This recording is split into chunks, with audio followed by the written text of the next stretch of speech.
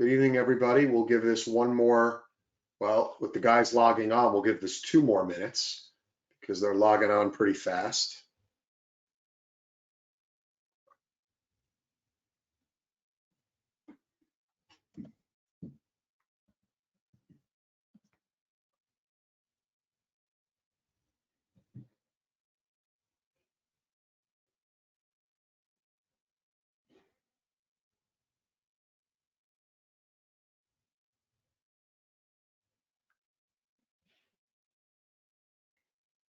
One more minute.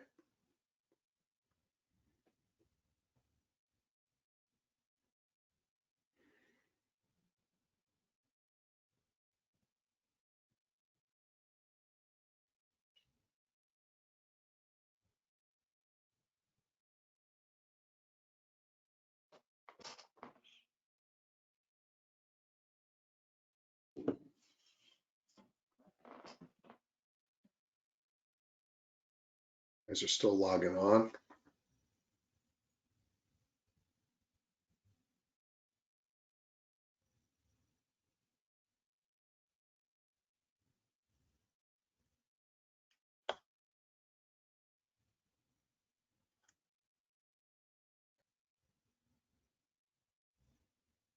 All right. Good evening, everybody. Welcome to the second director's call of the 2023 season. This evening's quote is courtesy of my 12-year-old, Max Colello. People who stop learning are old, whether they are 20 or 80. People who keep learning are young for the rest of their lives. Henry Ford. Thank you, Max, for this evening's quote. Guys, the only piece of NILOA business that I have is that tomorrow is the deadline for the test. If you are taking the test through RefQuest and you wish to be NCAA tournament eligible, that deadline is 5 p.m. The NILOA deadline on ZebraWeb is 12 midnight Pacific Standard Time. But either way, the deadline is tomorrow, and there will be no excuses. So please get that done. Tell your friends. You know who the guys are every year that sometimes struggle with this stuff. Be a mensch, reach out and help them from hurting themselves. Without further ado, let me pass this over to our national coordinator, Tom Abbott, and our NILOA Director of Officials Education and Training, Brian Abbott. All right, good evening, everybody. Thanks for joining us. We are not going over push and hold today. We're actually going to focus on high hits as we talked, sorry about that, on the title. All of you are going to receive a rule book from USA Lacrosse. They're being sent out. Many of you may already have them. So make sure we do that. What we're going to do is do a short little PowerPoint, again, and my philosophy, keeping things real simple as it relates to the high hit and everything in lacrosse. Show the section of high hit from the NCAA video, and then come back and give a little bit of a summary. Next week, we'll be doing a quiz, and the following week, we will jump on to have another call where we will focus on the crease. So I'm going to jump on over here and get us started with our PowerPoint.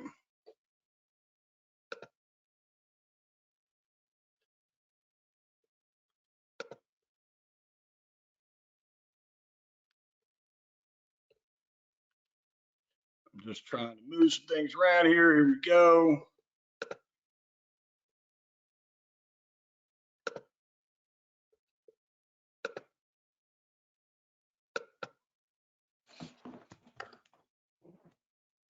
All right. Again, I want to thank USA Lacrosse. They're instrumental in helping us put all this together and being great partners, helping us with this platform, just making things run a lot smoother than we did. We struggled a little bit last year, did what we had to do, and very appreciative. So again, our vocabulary: indirect contact, direct contact, excessive or flagrant contact. I want you to remember, when you have indirect contact. We're not going to say when we report indirect contact. We're going to talk about contact to the head. When we have our 2-minute foul, we're going to talk about direct contact, and then our 3-minute to ejection, excessive or flagrant. So indirect contact, I'm not going to read the rule book section to you. I want you to think about this as a good lacrosse play gone bad. So the contact somewhere on the body, somewhere on the arm, it rides up, hits him in the head or neck.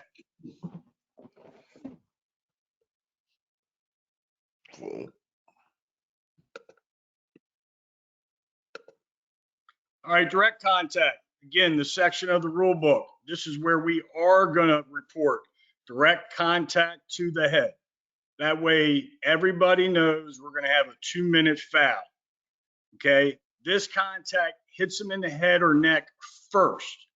And again, we could have some 50-50s, and this is where your judgment comes in, and it's very critical that you make that judgment. We may have to come together to find out. At the end of this, TA is going to give you some coaching points and things to look for that may help you determine that. Excessive or flagrant. This is when we all know something has gone wrong, without a doubt.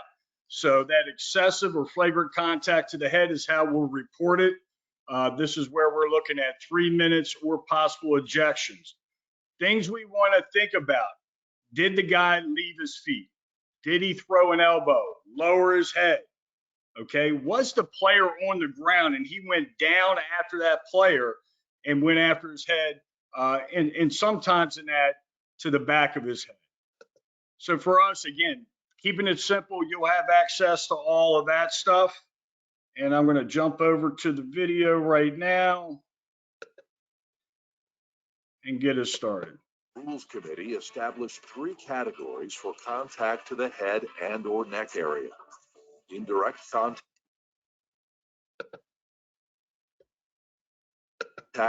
direct contact, and excessive or flagrant contact. As outlined in Rule 5.3, officials are to pay particular attention to these examples when applying this rule. These are intended as guidance and include, but are not limited to, the following. Contact with the head and or neck in any manner from any direction. A player that delivers a late hit. A player that extends the arm, elbow, forearm, or shoulder to initiate contact to the head and or neck area of the opponent. A player that follows through with the body, for example, the head, elbow, shoulder, etc., and makes contact with the opponent's head and or neck area. A player that leaves their feet or launches in order to deliver a blow to the head and or neck area of the opposing player. And a player that uses the cross in any way to initiate contact to the head and or neck area. Players who make indirect contact to an opponent's head and or neck shall receive a non-releasable 1-minute penalty. When the initial force of the contact is through the body of the opponent and then slides up to the head and or neck area, the committee believes this type of indirect contact to the head action shall be penalized. When penalizing this type of infraction, the committee is requiring that officials assess this penalty as indirect contact to the head.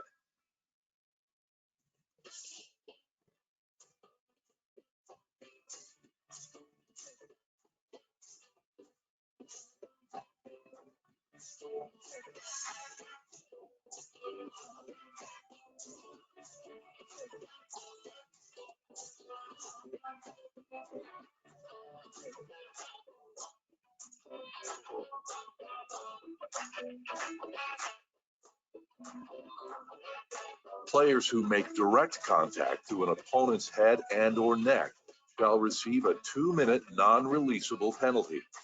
When penalizing this type of infraction, the committee is requiring that officials assess this penalty as direct contact to the head.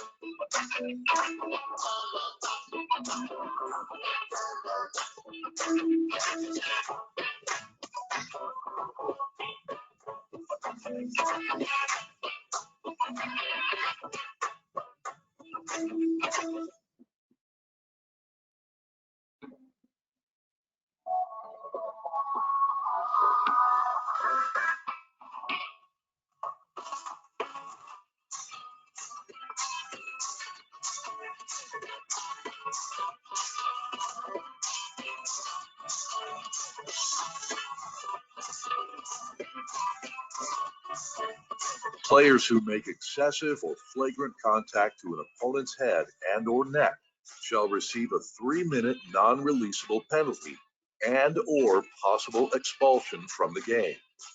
When penalizing this type of infraction, the committee is requiring that officials assess this penalty as excessive or flagrant contact to the head.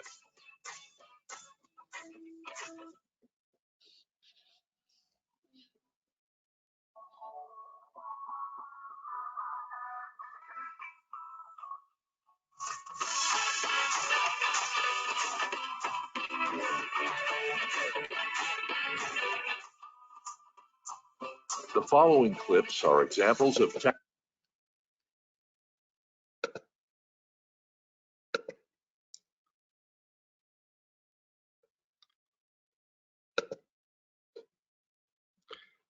All right, Tommy, I'd like to turn it over to you to do a little summary.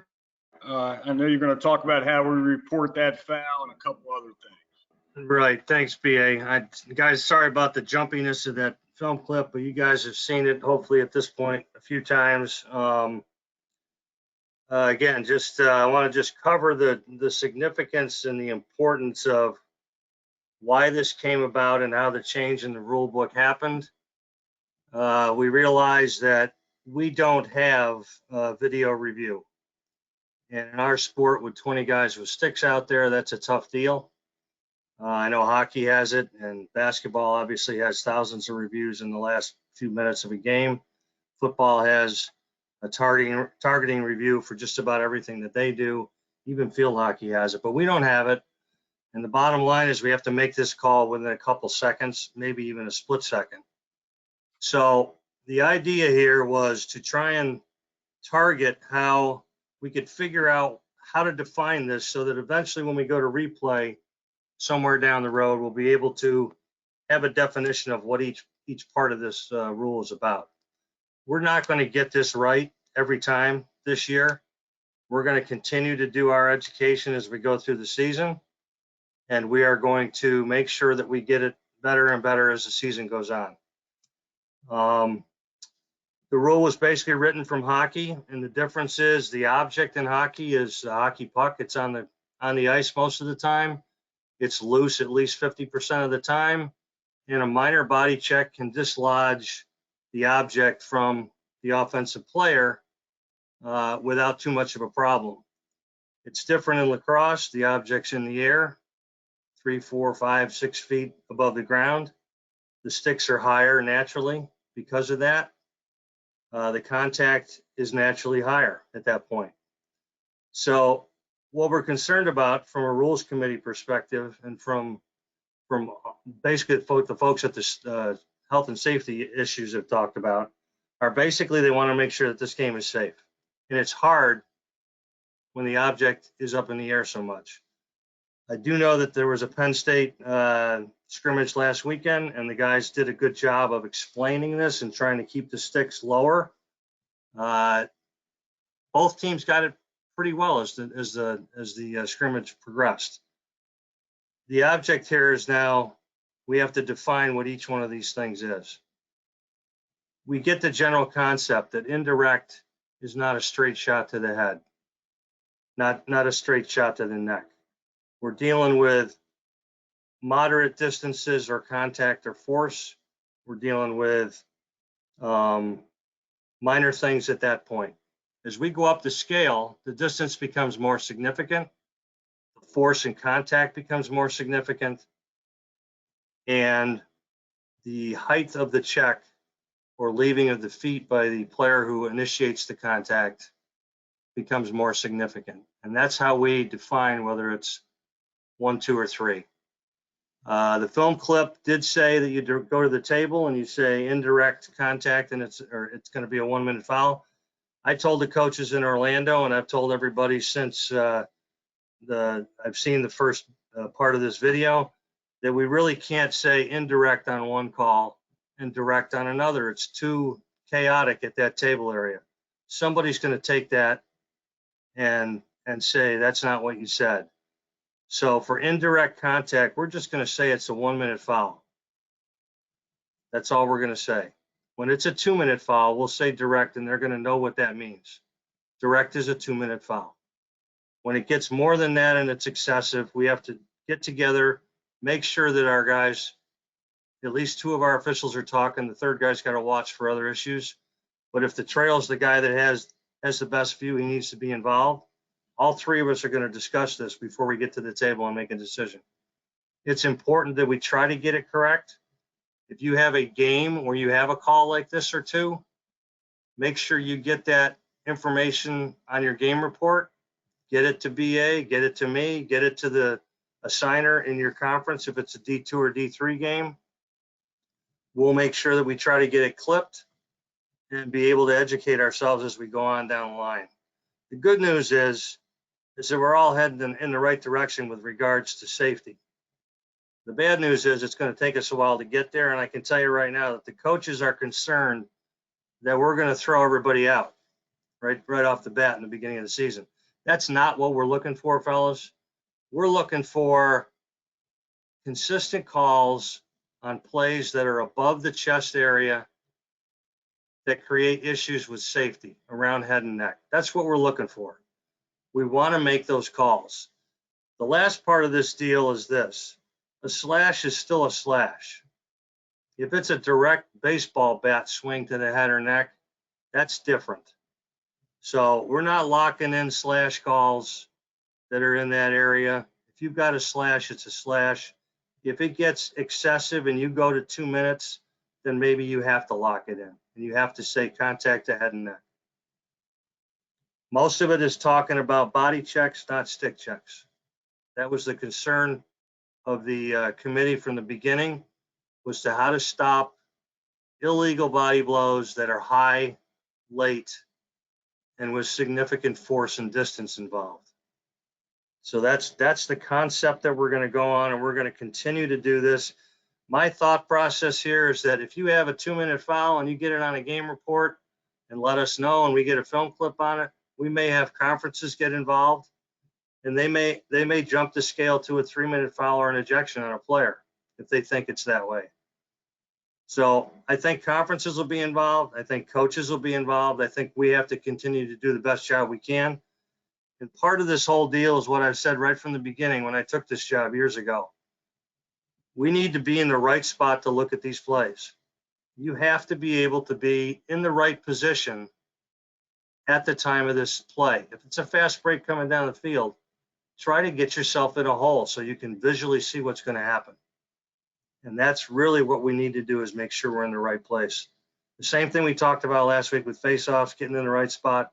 It goes for everything we do on the field. So we need to be in the best position we can be in to see it, and hopefully we'll get it right. I'm sure there's going to be questions on it, but I want to do one more spot. I want to talk about spearing. This is a two-way play. This goes for offensive players just like it does for defensive players. Big guy, little guy works both ways. So if an offensive player lowers his head and he makes significant contact with the head and neck area of the guy guarding him, that's a spear. Throw a flag, blow the whistle, take the ball away, put him in the penalty box. Outside of that, PJ, you got any questions? Yeah, to be clear, I've had a couple of people reach out regarding the signal. Tom, and Brian, we're gonna say direct contact much the same way that we would have said to the head. So if I'm saying fouls on White, 22, illegal body check, direct contact to the head. But that's what we're gonna, direct contact to the head, 2 minutes. Right. Okay, if I got a garden variety 1 minute foul, I got White, 22, illegal body check, 1 minute. Right. And that's it. That's it. Okay. You can say head and neck and say 1 minute, just 1 minute. Very good. Just don't use the words indirect and direct. Yeah. We are not going to use the word indirect. It's never going to occur. It's going to be direct. And the coaches know this. The confusion at the table will be chaotic if we do that. And they all know 100%. that. Okay. Yep.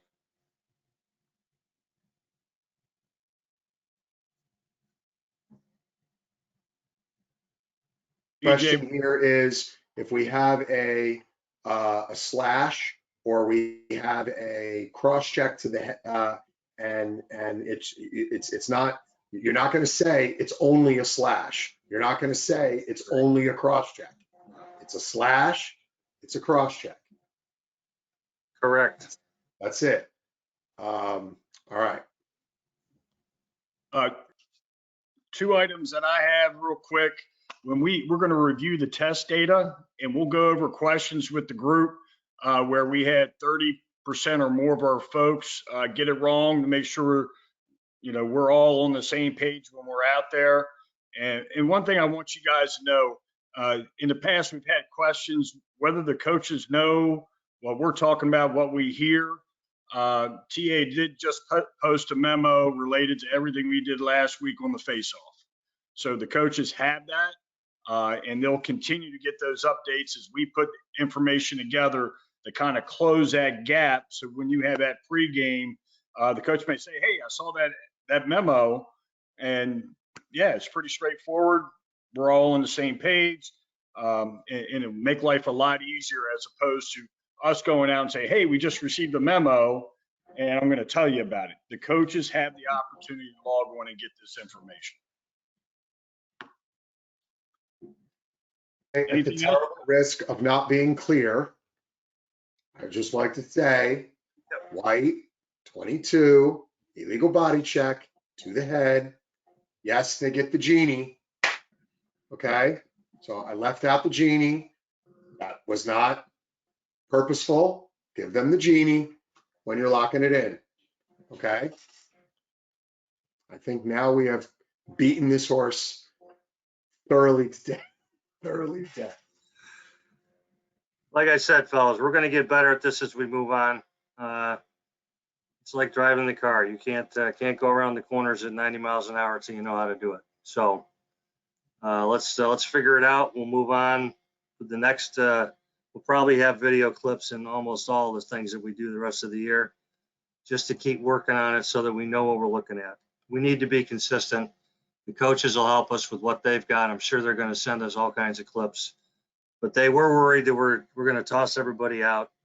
We're not doing that. We're making calls that are near the head and neck, and we're going to lock them in for a couple of minutes, and that's the deal. They just want to get these checks to be a lot lower than where they have been the last couple of years.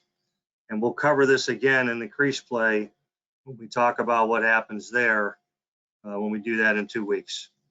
But it's all kind of lumped together, and it's a work in progress. It's always a work in progress. We're going to continue to learn all together. And I think Max was right, PJ. If you get too old, then you got a problem, right? But yeah, Max was right. We got to all continue to learn.